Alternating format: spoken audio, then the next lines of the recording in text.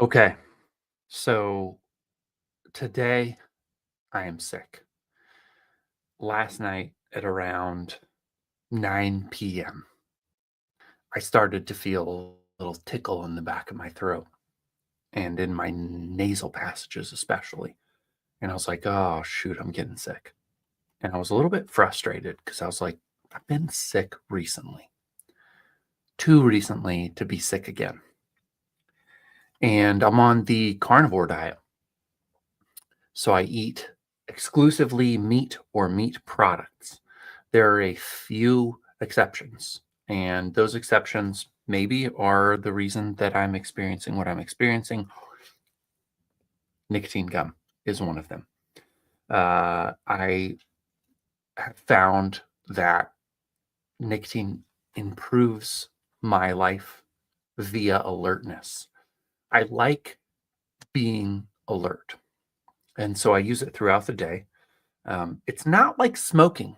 And I want to say this as a person who smoked from the age of 12 until about 26 when we had my oldest son, Silas. I didn't want him to see me smoking cigarettes. Um, and so I switched over to vaping. There were some benefits to vaping that I really liked. And so I vaped from the age of 26 until 2019. And I'm bad at math, especially while I'm sick. And so basically I vaped, and the benefits of vaping was that there were no known issues with vaping, like as a secondhand vaping. So I was able to vape in the house while I read books, and that was nice. So my kids grew up seeing me vape but not smoke cigarettes, and I thought that was a win.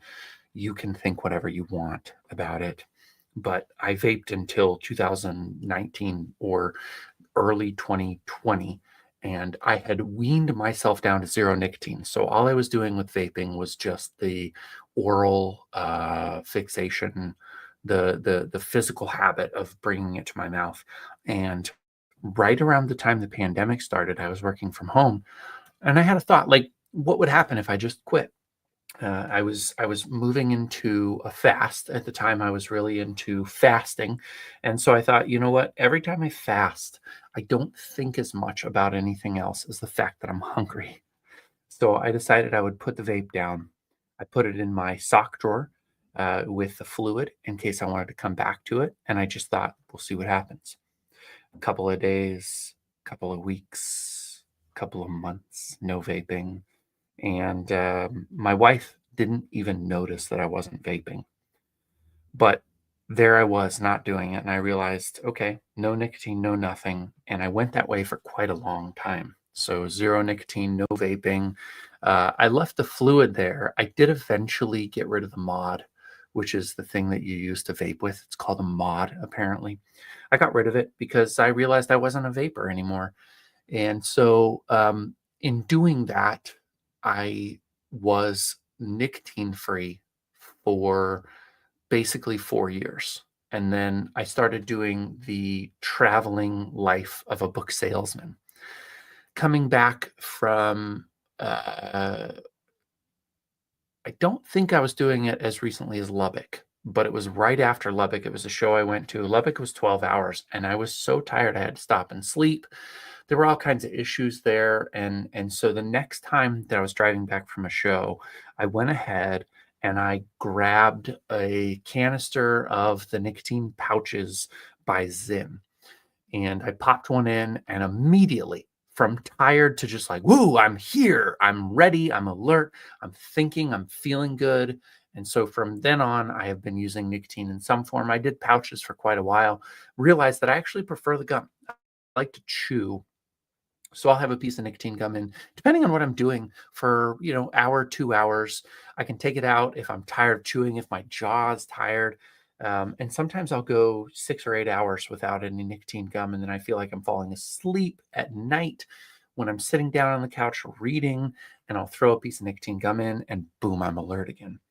What I want to say is that I'm aware of the fact that my sleep schedule, my alertness, my awakeness is kind of dictating or dictated by nicotine.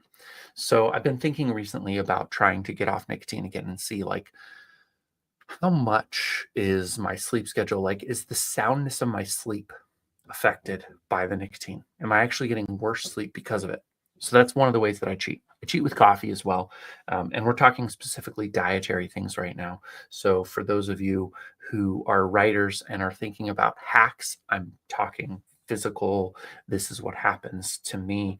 Um, I use coffee in the morning. So I get a fairly generous pad. When I talk about a pad, I'm talking 4 tablespoons. So 400 calories of butter throwing into my coffee. I put it in the blender, blast it. And that blast incorporates the butter into the coffee. It's very delicious. I use salted butter, so it's a little salty. It's coffee, it's caffeine, very much wakes me up. In fact, I have a little bit left right now at the time of 10 p.m. Central Standard Time. I like caffeine. I like coffee. Coffee is a delicious taste. I like fluids. I have been, for as long as I can remember, a fluid oriented person. And so I used to drink a 12 pack of Dr. Pepper every single day. And I would have an emergency pack of Dr. Pepper cans because bottles are gross, cans of Dr. Pepper in my car. I had a 1986 Toyota MR2, and I remember I used to have a 12 pack of Dr. Pepper sitting on the seat. I would bring a refrigerated one into the car with me wherever I was going. And if it was a longer drive, I would break into my emergency pack and have a room temperature or warmer Dr. Pepper just because I so much love Dr. Pepper. So caffeine has been a big thing for me all of my life. Coffee, I don't like tea, but I'll drink it if I have to. Really like caffeine. I'm a fan of mind altering substances, caffeine, Dr. Pepper. There was a long period of my life where I used alcohol liberally. It opened up for me a side of myself that was a little less inhibited, and I liked how I felt when I did it. And so all of those things have been a big part of my life. The other area where I'm cheating right now off of the carnivore diet, and it's probably the biggest one that I'm thinking about moving away from, is kratom. I've been using kratom for the last 3 months pretty liberally once a day. So I get the kids ready for school. I help my wife get out the door for work, and I do all my stuff. And then when they go, I get my tumbler and I fill it with 2 heaping tablespoons, and I'm talking heaping, packed in there, heaping tablespoons of kratom.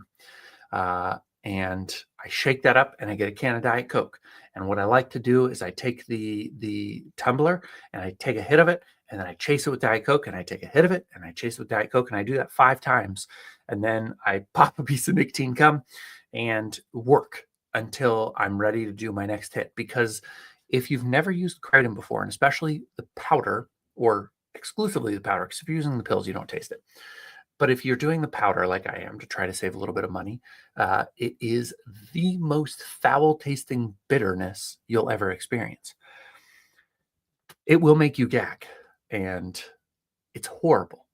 But the effects are opiate like. I'm just being completely honest with you, folks. It's opiate like. It calms you. It takes away that sense of dread and terror that you might have, that your whole life is wasted and you're doing everything wrong. And you can work for quite a long time on the kind of calmed feeling of kratom. So I've been using kratom every day. I try to take a day off a week to help with tolerance and that kind of thing. But if you've ever had the feeling before that I'm anti drug, hopefully this dispels that for you. I'm not anti drug. I am anti death. I'm anti hurting yourself. And so I think a lot about that and what is the best fit for me. I've been able to go from 260 pounds down to 210 pounds. I've been sitting at 215 for about the last month and a half. I want to lose more weight. And so I've been looking closely at all the different things that I'm doing that might be preventing me from losing more weight. I tend to eat 2 meals a day. Both of them would be ground beef with sour cream, cheese, a little bit of hot sauce, which is another cheat, but I love hot sauce. And I eat that twice a day typically. Sometimes when I'm out and about, I don't have like the full dairy onslaught. And I think dairy, if I'm being honest, is probably what's holding me back. They talk a lot about dairy being what a cow eats when it is trying to gain weight and become an adult cow. So calves drink milk from their mom's udders. That's dairy. We're incorporating that into the adult body, and that's probably what keeps you from losing fat. So I've been thinking about switching over to what they call the lion diet, and that would be salt and beef. Getting rid of the nicotine gum, getting rid of the kratom, getting rid of the hot sauce, and just eating beef and salt until I'm satisfied and satisfied till I'm full, seeing if that can help me lose a little bit more weight. Because what I've noticed is every time I have dropped weight, I have been able to keep the weight off doing the things that I'm doing. So it's like I'm able to do a focused blast on losing some weight, then return to my eating habits, which include the kratom and the dairy and the hot sauce and the nicotine gum, and maintain that weight. It's almost as if the body is able to reset every time it loses weight, because I get down to that point and then I have to fight to get there. But once I'm there, I just return to whatever feels comfortable to me and I eat that amount. So I've been thinking about doing a lion diet. I really, really want to get down below 200 pounds. I feel like that's where I am best suited to be me, really active. All of my joints feel better. Everything feels better. So I'm going to work on that and try to get there. But I'm also cognizant of just what it feels like to be me. And right now I'm struggling. Like I said earlier, I'm sick, so I'm really cold right now. I've got the hood on, and um, I had a great week last week. So I want to talk to you about what's going on with last week, because I think it was a bit of an outlier, and I don't expect it to happen every time, but I do want to talk about it. So every episode that I've been doing for a while, I've really been talking about social media and how I'm building and what's going on. And social media last week was great for me. Um, I grew quite a bit. So right at this exact moment, I am at 836 followers on Instagram. Uh, I never take a tally of what I was at the last time I recorded an episode, but there was a fairly significant growth. I think right around 40 to 50 followers from last time to now. And a big part of that came from doing the Elkhorn Craft Fair. I wasn't expecting it, but let me talk to you about the Elkhorn Craft Fair. This is a local event for me. Elkhorn is a suburb of Omaha. It's one of the last few areas in town that hasn't been annexed. Elkhorn is big enough that it's able to not be annexed by Omaha. Look at the political sphere if you want to understand what that means. But Elkhorn is still its own thing. They had a craft fair. I was there. I sold 50 books, which, if you listen to this podcast enough, you know that 50 books in a day is better than just about any single day I've done ever. And it was on a Saturday, and it was a 6-hour show. It was beautiful. I met so many people and had great conversations, and it just never died from the moment they started to the moment they ended. I sold a book at 255 and we ended at 3. I actually sold 2 books at 255 and it ended at 3. It was just like constant, and people were local, and we were talking about Omaha, and I was able to share, like, yeah, there are scenes that happen here at Block 16. There are scenes in this book that happen at Dos de Oro's Taco Truck. There are scenes in book 3 that happen at the zoo. There are scenes in book 2 that happen at Leo's Diner, RAP. May you never be forgotten. It was so wonderful to talk with a local crowd. I very rarely get that chance. And so I want to do more local stuff, because I recognized that being local, we got to talk about this town, and that was really exciting. And I've intentionally written the Luke and Time mysteries so that they're happening in Omaha. And I've missed out on the opportunity to talk about the local aspect when I go out of town. Nevertheless, really good show. A lot of people followed me. And as a consequence of that, I had the opportunity to sell some digital stuff. So people would buy like book 1, and I actually got sales on Kindle because of this, or at least I believe because of this. I don't think it's what I'm doing on Instagram, which means I do need to focus on Instagram because I'm still not seeing sales driven by that. But I had 3 digital sales this week, which is 2 better than any single week since I've been doing this focus. Really excited about that. Books 3 and books 4 of the Luke in Time mysteries sold on Kindle or on Amazon, which tells me that it's somebody who was at my show and bought book 1 and 2 physically, liked those books, and went back and bought book 3 and book 4. Very excited about that. Then I also had the Stories of Bogey that was purchased by somebody I know for sure that I met at Elkhorn. And so those are my 3 digital sales. And instead of coming from Instagram, they came from the Elkhorn Craft Fair.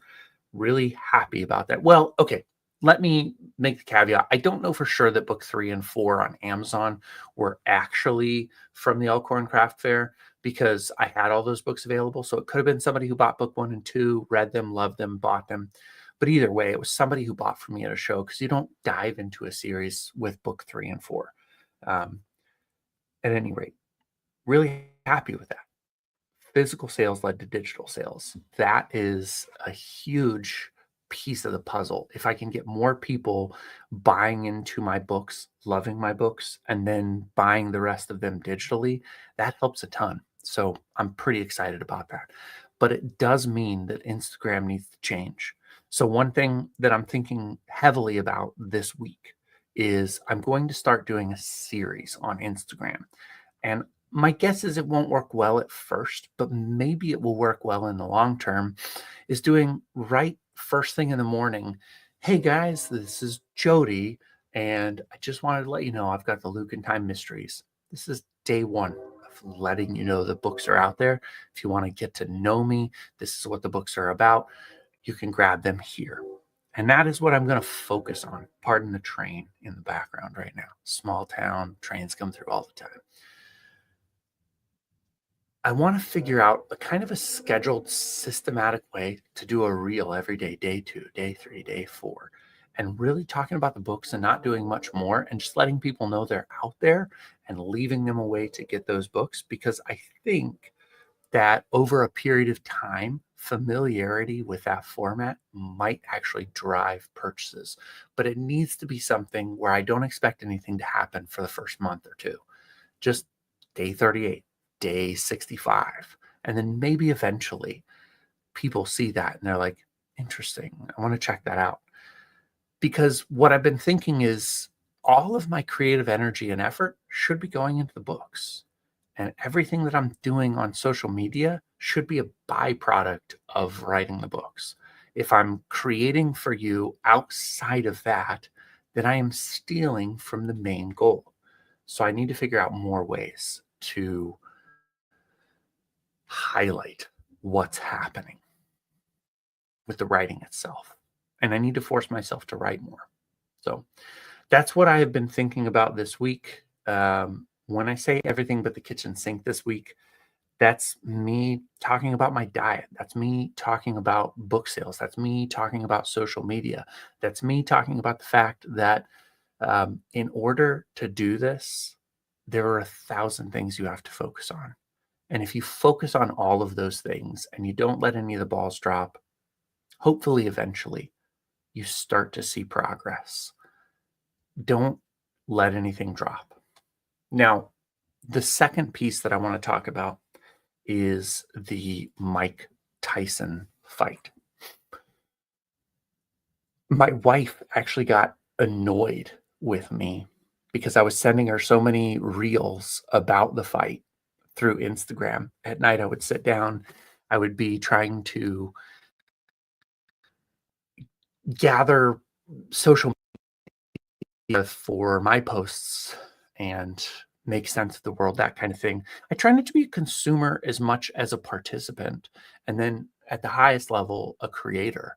But we watched the Mike Tyson Jake Paul fight, and we were one of the lucky ones who didn't really have any disruptions. We started watching from the very beginning of the fight, And maybe that's why maybe Netflix prioritized people who were already streaming or started streaming from the beginning. I can't tell you. Either way, we were able to watch the whole fight. We had a few buffering moments, but for the most part, we got to watch everything from fight 1 to fight 5. And I was so excited to see Tyson match up against Paul. I really thought he had the experience, the strength, and the ability to kick some serious butt. And I went to bed feeling like my boxing hero from my childhood was washed up and he just didn't have the strength to do it.